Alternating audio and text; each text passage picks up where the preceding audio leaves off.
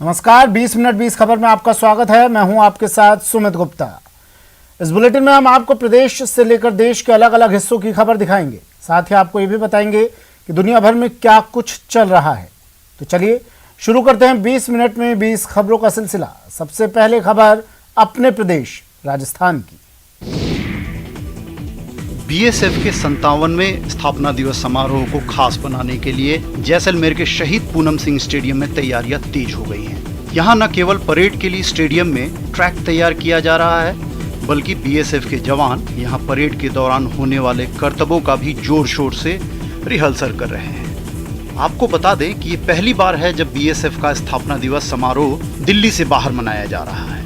खास बात यह है कि जैसलमेर के पूनम सिंह स्टेडियम में होने वाले इस समारोह में देश के गृह मंत्री अमित शाह भी शामिल होंगे। गृह मंत्री शाह 4 दिसंबर को ही जैसलमेर पहुंच जाएंगे। यहां पहुंचने के बाद वो सबसे पहले तनोट माता के दर्शन करेंगे, फिर जवानों से मिलेंगे।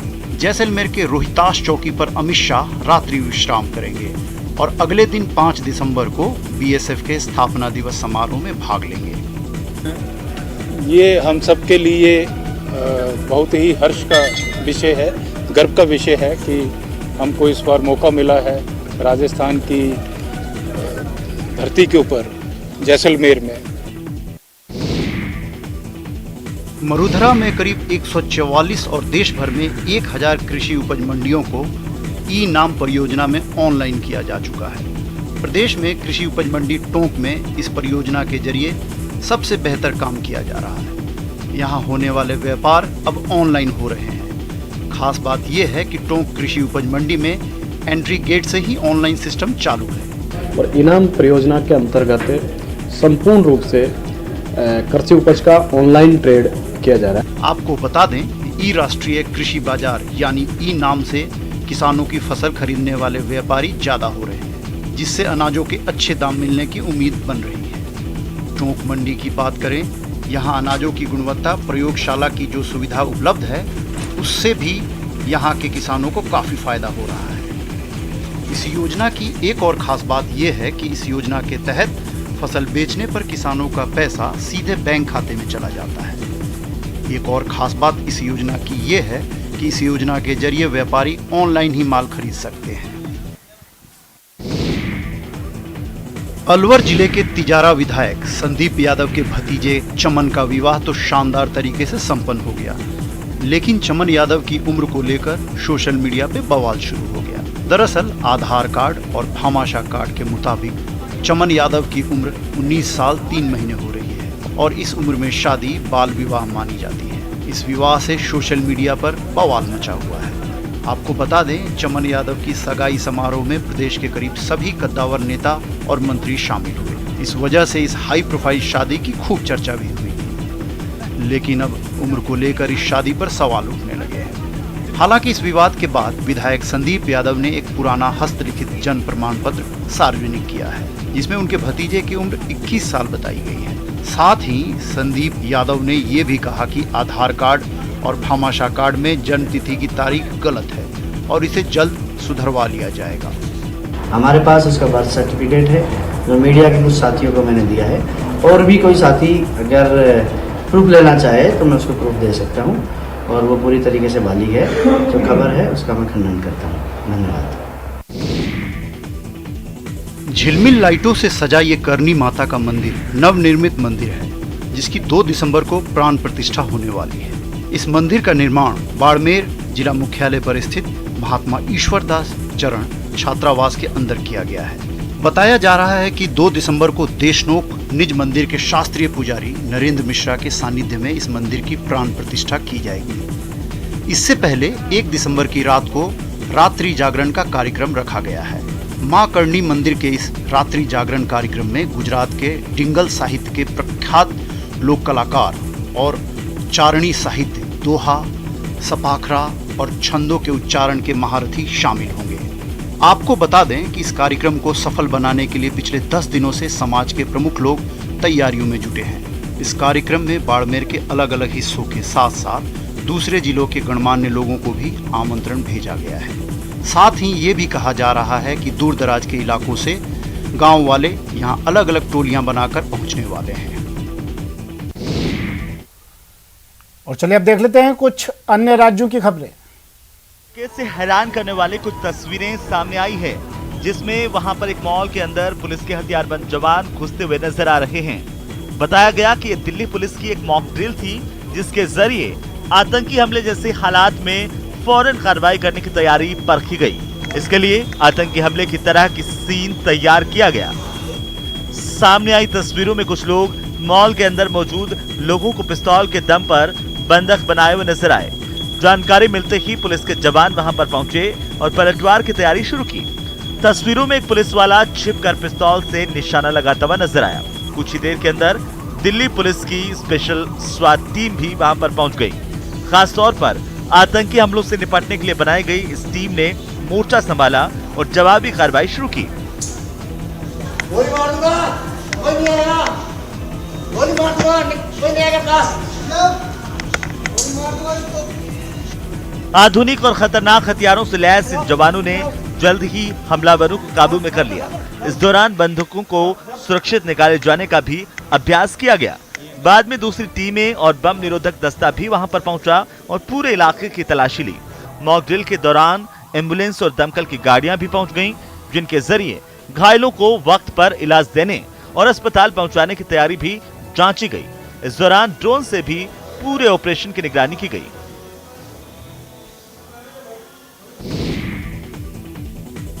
मणिपुर की राजधानी इम्फाल को भारतीय रेल नेटवर्क से जोड़ने का काम तेज हो गया है। दावा है कि 2023 तक वहां देश के दूसरे हिस्सों से ट्रेनों का आना जाना शुरू हो जाएगा। दरअसल यहां रेल लाइन का बिछना बहुत ही मुश्किल है, लेकिन इन चुनौतियों के बाद भी यहां पटरियों के लिए जमीन तैयार करने का काम तेजी से चल रहा है। न्यूज़ 18 की टीम जब वहां पहुंची तो पहाड़ियों को समतल करने के काम में कई मशीनें जुटी दिखी, जबकि कुछ लोग पहाड़ के ऊपर एक पुल बनाते नजर आए। ये भारतीय रेल का एक ब्रिज है जो कि पियर ब्रिज कहलाएगा। दुनिया का सबसे ऊंचा पियर ब्रिज होगा ये। और इस पुल की लंबाई 700 मीटर होगी। अब तक देश का ये हिस्सा रेल लाइन से बिल्कुल कटा हुआ था, लेकिन उम्मीद जताई जा रही है कि 2023 तक इन इलाकों में भी ट्रेनें दौड़ने लगेंगी। को बनने के पश्चात हम इम्फाल को पूरे भारत की रेल नेटवर्क से जोड़ पाएंगे। बताया जा रहा है कि इस रेल नेटवर्क को तैयार होने से इम्फाल में पर्यटन को भी बढ़ावा मिलेगा, ताकि देश के दूसरे हिस्सों से आने वाले लोगों को परेशानी का सामना ना करना पड़े। बिहार के दानापुर से हैरान करने वाली तस्वीरें सामने आई हैं। बताया गया कि वहां पर एक तेज रफ्तार कार ने 2 पुलिस वालों को कुचलने की कोशिश की, जिसके बाद कार चलाने वाले को लोगों ने घेरकर खूब पीटा और उसकी कार में भी जमकर तोड़फोड़ की। पुलिस वालों ने आरोप लगाए हैं कि तेजी से आती कार को जब उन्होंने रोकने की कोशिश की तो रुकने के बजाय उसने उन्हें ही निशाना बना दिया। इसके बाद पुलिस वालों ने दौड़ लगाकर उसे रोका और कार से निकालकर कई तमाचे जड़े। आरोपी शख्स को पुलिस वाले पीटते पीटते पास के थाने लेकर के गए। पुलिस वालों ने दावा किया कि इस घटना में उन लोगों की जान जाते जाते बची है। आपने भी चढ़ा दिया था। भागे हैं, तो चढ़ा देते हैं, हम हट गए, हम लोग भागे हैं। दूसरी तरफ कार चलाने वाले ने अपनी सफाई में कहा कि ये सब उससे गलती से हुआ। पुलिस वाले पे गाड़ी क्यों चढ़ा? नहीं, हम स्कूटी पर भी चढ़ा दिया, हाथ पकड़ लिए, हम साइड कर रहे थे तो क्लच छूट गया पैर से। तेज रफ्तार कार के कहर से गुस्साए लोगों ने कार के रुकते ही उस पर धावा बोल दिया और उसके शीशे और दरवाजों पर कई डंडे चलाए। सड़क पर हुए इस हंगामे को देखने के लिए वहां पर कई लोगों का हुजूम भी जुट गया।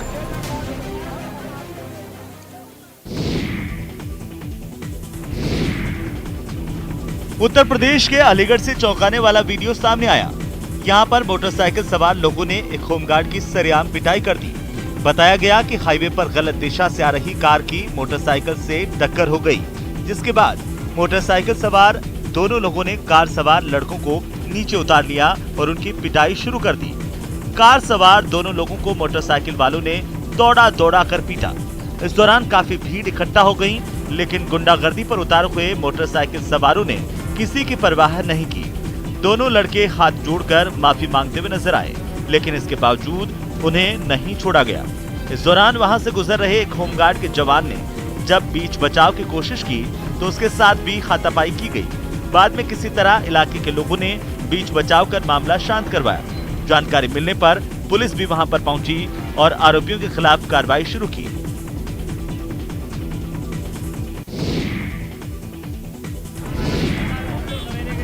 उत्तर प्रदेश के फिरोजाबाद से हैरान करने वाली कुछ तस्वीरें सामने आई हैं।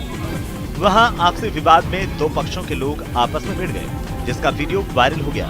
बताया गया कि एक परिवार की कुछ महिलाओं के बीच किसी बात पर विवाद बढ़ता चला गया, जिसकी वजह से वो दो खेमों में बंट गई और अपने घर का झगड़ा सड़क पर जा पहुंचा। जो तस्वीरें सामने आई उनमें कुछ महिलाएं एक दूसरे से मारपीट करती हुई नजर आई। एक महिला ने तो दूसरी के बाल पकड़कर उसे कुछ ही दूरी तक खसीट दिया और फिर उसे सड़क पर गिरा दिया। ये महिलाएं यही नहीं रुकी, उसने उस महिला को मारने के लिए उसकी तरफ चप्पल भी फेंकी। हद तो तब पार हो गई जब इस हंगामे को शांत करने की कोशिश कर रहे एक बुजुर्ग के साथ ही कुछ लोगों ने धक्का मुक्की की।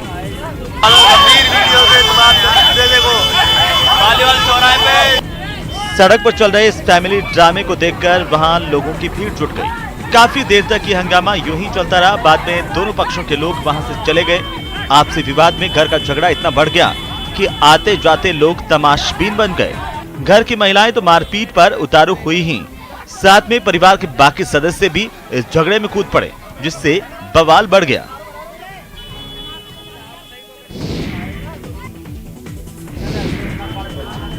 उत्तर प्रदेश के आजमगढ़ से एक चौंकाने वाली तस्वीर सामने आई है। वहां पर एक पड़ोसी के घर की मरम्मत दूसरे घर के लिए घाटे का सौदा साबित हुई। दरअसल संत कबीर नगर में एक मकान के बेसमेंट में हो रही खुदाई की वजह से पास वाला मकान भरभरा कर गिर गया। खास बात यह है कि इस इमारत का वीडियो बनाने के लिए वहां भीड़ जुटी दिखी, जिनके सामने एक छोटी सी धमाके की आवाज आई और फिर 2 मंजिला मकान एक झटके में मिट्टी में मिल गया।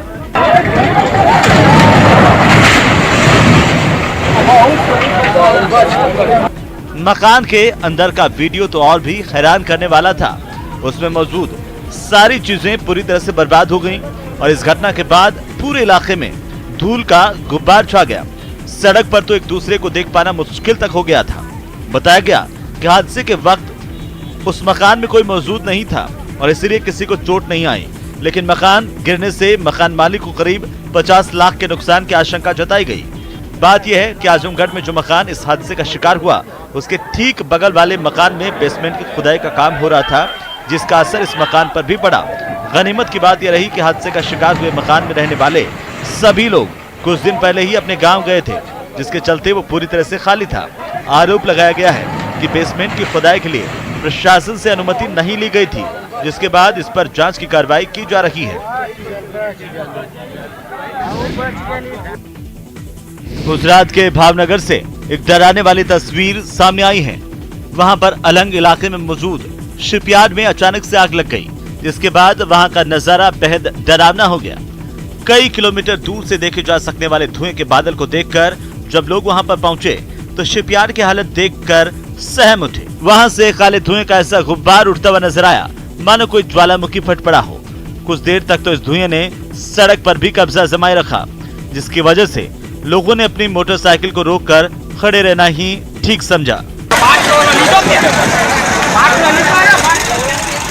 इन्हीं में से कुछ लोगों ने आगे बढ़कर आग पर पानी डाला और साथ ही फायर ब्रिगेड को इसकी खबर दी। दमकल विभाग की कोशिशों से आग पर काबू पा लिया गया, लेकिन तब तक वो शिपयार्ड पूरी तरह से जलकर राख हो चुका था। बात यह है कि भावनगर के अलंग इलाके में हुए इस हादसे में शिपयार्ड की 3 अलग अलग यूनिट में आग भड़की। इन जगहों पर पानी के बड़े जहाजों को डिसमेंटल यानी कि तोड़ने का काम किया जाता है और इसी वजह से वहां पर बहुत सारी लकड़ियां मौजूद थीं, जिसकी वजह से आग ने विकराल रूप ले लिया। हरियाणा के पलवल से डरा देने वाली कुछ तस्वीरें सामने आई हैं। वहां एक पेट्रोल पंप पर पिस्तौल की नोक पर लूटपाट हुई। बताया गया कि बदमाश वहां से 2.5 लाख रुपए लूट कर ले गए। ये घटना 4 दिन पहले की बताई जा रही है, जिसकी तस्वीरें यहां पर लगे सीसीटीवी कैमरे में कैद हुई है और अब ये तस्वीरें सामने आई है। इन तस्वीरों में साफ दिख रहा है कि पेट्रोल पंप पर पहुंचे 2 नकाबपोश बदमाशों ने वहां पर मौजूद कर्मचारियों को पिस्तौल दिखाकर पहले डराया, फिर उनके सामने ही अलमारी का ताला तोड़ा और उसमें रखे रुपए निकाल लिए। जब एक बदमाश अलमारी से पैसे निकालने में जुटा था, तब दूसरा काउंटर की डोल को खंगालता हुआ नजर आया। इस घटना की जानकारी मिलने के बाद पुलिस वहां पर पहुंची और आरोपियों की तलाश शुरू कर दी। अलमारी का ताला तोड़कर 2.5 लाख रुपए निकाल कर चेक कर पाए। जो सीसीटीवी फुटेज सामने आए हैं उसमें दिखा कि इससे पहले दोनों बदमाशों ने पेट्रोल पंप पर सो रहे कर्मचारी को लात मारकर उठाया। वो दूसरे पेट्रोल पंप कर्मचारी को पहले ही धमका चुके थे, इसलिए चुपचाप ये सब कुछ वो देखता रहा। दोनों बदमाश इस वारदात को अंजाम देने के बाद यहां से फरार हो गए। तेलंगाना की राजधानी हैदराबाद से रूह कंपा देने वाली कुछ तस्वीरें सामने आई हैं। वहां एक पिता ने अपने 8 साल के बेटे की शरारत करने पर जमकर पिटाई की है। ये घटना 2 दिन पहले की बताई जा रही है, जिसका वीडियो उसकी बहन ने बना लिया था। इस वीडियो में साफ नजर आ रहा है कि बच्चे के पिता उसे बेरहमी से डंडे से पीट रहे हैं और वो लगातार अपने पिता से एक गुहार लगा रहा है कि वो उसे बख्श दें। बच्चे की इस गुहार पर भी उस मासूम के पिता का दिल नहीं पसीजा और वो डंडा टूटने के बाद भी उसे पीटता रहा। ये सब देख मारपीट का एक वीडियो रिकॉर्ड कर रही उसकी बहन भी अपने पिता को रोकती सुनाई दी। इस मारपीट के बारे में जैसे ही बच्चे की मां को इसका पता चला, वो अपने पति की शिकायत करने पुलिस स्टेशन पहुंच गई, जिसके बाद पुलिस ने भरोसा दिया कि आरोपी पिता के खिलाफ कार्रवाई की जाएगी। हमने केस दर्ज कर लिया है और तहकीकात जारी है कि मारपीट के बाद उस मासूम को अस्पताल ले जाना पड़ा। ठंड से ठिठुर रहे लोगों के बीच कंबल बांटने की ये तस्वीरें मध्य प्रदेश के इंदौर से आई हैं। इंदौर पुलिस में काम करने वाली एसआई अनिला पाराशर दिन में अपनी ड्यूटी करती हैं और रात में उन लोगों की मदद के लिए फुटपाथ पर पहुंच जाती है। वो लोग जो फुटपाथ पर रहते हैं, जिनके पास ठंड से बचने के लिए कोई ठिकाना नहीं, उन लोगों को कम से कम एक कंबल मिल सके, इसके लिए एसआई अनिला पाराशर उन्हें कंबल बांटती हैं। साथ ही जो लोग रैन बसेरे जा सकते हैं, उन्हें वो रैन बसेरा तक पहुंचाती हैं। हमने ये ब्लैंकेट बांटने की शुरुआत 2019 से की थी। लगातार अभी ये 3रा साल है। पिछले साल ही हम लोगों ने 10 लाख रुपए के 8,500 कंबल का डिस्ट्रीब्यूशन किया था। इसकी शुरुआत ऐसे हुई थी कि एक दिन पेट्रोलिंग करते वक्त मुझे एक महिला दिखी जो कड़कड़ाती ठंड में सुबह मर गई थी, जिसके पोस्टमार्टम के बाद मुझे जानकारी मिली कि ठंड से अकड़ने से उसकी मौत हुई है। तो मुझे ऐसा लगा कि अगर कल उसे किसी ने कंबल वगैरह डिस्ट्रीब्यूट कर दिया होता या रेन बसेरा की जानकारी दे दी गई होती तो उसकी जान बच जाती। बस वहीं से हम लोगों की शुरुआत हुई। जन्नत में मुफलिसी का जीवन गुजारने वाली या फिर रोजगार की तलाश करने वाली महिलाओं को यहाँ उस उम्मीद कार्यक्रम की जानकारी दी गई, जिससे उनकी तकदीर बदल सके। जम्मू कश्मीर के राजौरी में बुद्धल ब्लॉक में राष्ट्रीय ग्रामीण आजीविका मिशन के उम्मीद कार्यक्रम के तहत ग्रामीण आजीविका योजनाओं के बारे में यहाँ की महिलाओं को जानकारी देने के लिए एक शिविर का आयोजन किया गया।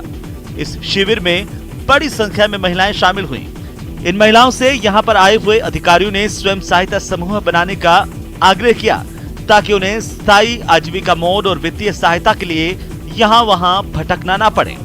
हम चाहते हैं कि वो लोग उस चीज को पिक करें, उस चीज को फॉलो करें और खुद के लिए खुद इंडिपेंडेंट बने। तो हमारे यहाँ पे ये स्कीम बहुत अच्छे से चल रही है। हर लड़की ने अपना बिजनेस, अपनी कटिंग टेलरिंग की दुकानें अच्छी तरह से अपना बिजनेस चला रही हैं। हम इधर कटिंग टेलरिंग का काम भी कर रहे हैं। हमारे पास 15 या 20 लड़कियां भी काम कर रही हैं, तो हमारा काम अच्छा चल रहा है। हम उम्मीद करते हैं कि हमारा काम आगे भी बढ़ेगा। जन्नत की इन लजीज पकवानों का अगर जन्नत में मजा न लिया तो फिर जम्मू कश्मीर जाने की बात करना और वहां पर घूम कर लौट आने की बात करना बेकार है। जम्मू कश्मीर के इन पारंपरिक पकवानों की रेसिपी सहेज कर रखने और इन्हें अगली पीढ़ी के लोगों तक पहुंचाने की पहल शुरू की है। फर्स्ट ईयर की स्टूडेंट आसमा भट्ट ने। आसमा भट्ट का कहना है कि बदलते दौर में जन्नत की पहचान से ये पकवान कहीं खो न जाए, इसीलिए इनकी रेसिपी संभाल कर रखे जाने की जरूरत है। इसे ज्यादा से ज्यादा लोगों तक पहुंचाने की जरूरत है ताकि कश्मीर की पहचान कायम रह सके। फुल जो कश्मीर की चीज़ें हमारी होती है, ट्रेडिशनल चीज़ें, टिपिकल कश्मीर की चीज़ें, वो मैंने सेल किया, वो मैंने डेकोरेट किया, उनसे मैंने अपना स्टॉल जो है डेकोरेट किया। उसके बाद अल्हम्दुलिल्लाह मुझे बहुत अच्छा रिस्पॉन्ड मिला। 2 दिन का वो एग्जीबिशन था, मुझे बहुत अच्छा रिस्पॉन्ड मिला। आपको बता दें, कश्मीर में न सिर्फ खूबसूरत नज़ारे हैं बल्कि यहाँ का पारंपरिक खाना भी उतना ही मशहूर है। कश्मीर में घूमने फिरने के अलावा खाने पीने के भी ढेरों ऑप्शंस मौजूद हैं। पारंपरिक पकवानों की बात करें तो कश्मीरी पुलाव, रोगन जोश, नदरू यखीनी, योगर्ट, लैम करी, रिस्टा हाक और कश्मीरी साग प्रसिद्ध है।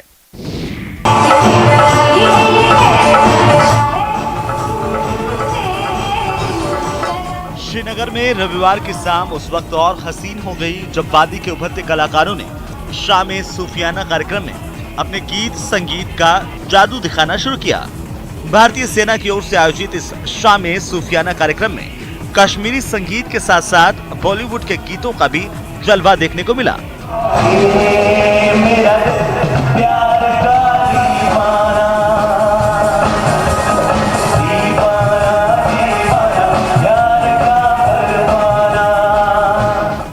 दरअसल जम्मू कश्मीर में बदलाव के साथ एक और जहां विकास रफ्तार पकड़ रहा है, वहीं घाटी में भी अब संगीत की धारा बहने लगी है और रमन पसंद और कला प्रेमी इसमें उत्साह के साथ हिस्सा भी ले रहे हैं।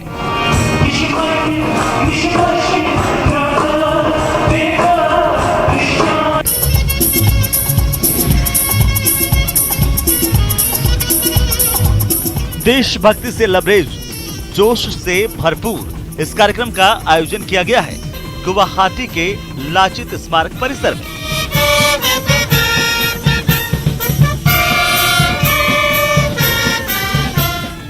बीएसएफ के 57वें स्थापना दिवस के मौके पर गुवाहाटी के पटगांव स्थित फ्रंटियर मुख्यालय में ब्रॉस और जॉर्ज बैंड ने अपने संगीत से समा बांध दिया।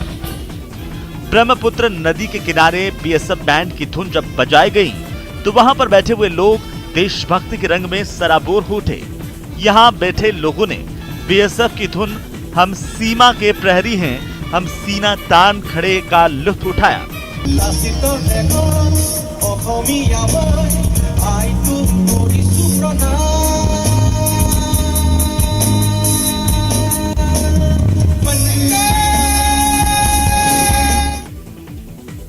बीस मिनट 20 खबर में अब बात कर लेते हैं कुछ अंतर्राष्ट्रीय खबरों की।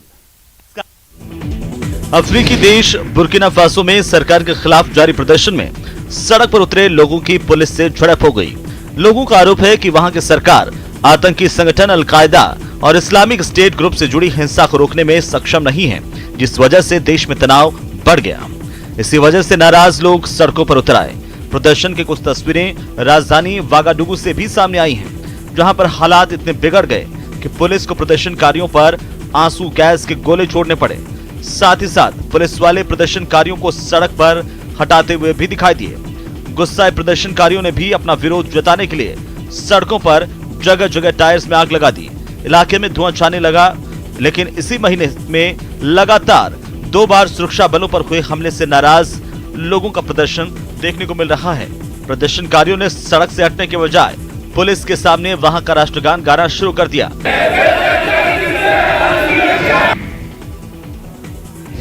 प्रशांत महासागर में मौजूद देश सोलोमन आइलैंड्स में ऑस्ट्रेलियाई सेना की मौजूदगी के बावजूद हिंसा की घटनाएं थमने का नाम नहीं ले रही हैं। हिंसा की आग में जल रहे इस देश में शांति बहाल करने के लिए ऑस्ट्रेलिया ने 2 दिन पहले ही वहां अपने जवान भेजे थे।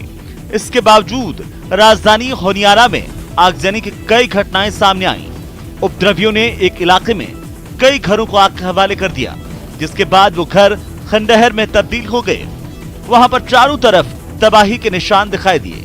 वहां के प्रधानमंत्री के इस्तीफे की मांग पर हो रहे इस प्रदर्शन के बहाने लूटपाट का दौर भी जारी है। 20 मिनट 20 खबर में आज के लिए इतना ही। दीजिए इजाजत, नमस्कार।